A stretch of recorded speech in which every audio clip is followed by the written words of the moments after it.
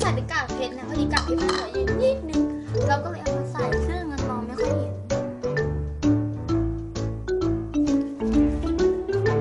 แผ่ได้บางนะคะ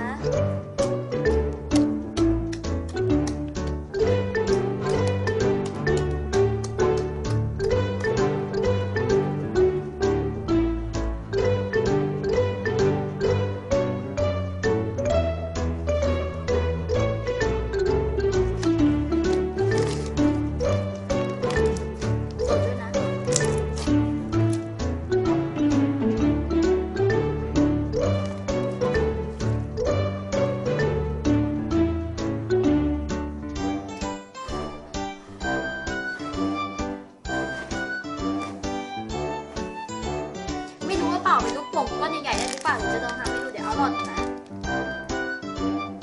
ตอนนี้ก็แบ่งให้เหลือนิดนึงก่อนนะใช่ไหมก็จะลองเป่าดูนะ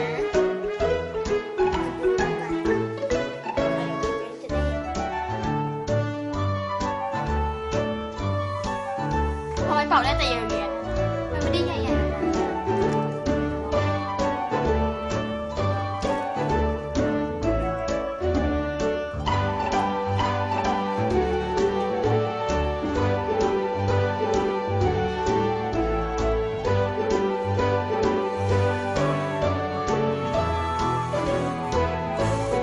ขึ้นข้างเดียวไม่ได้ขึ้นสองข้าง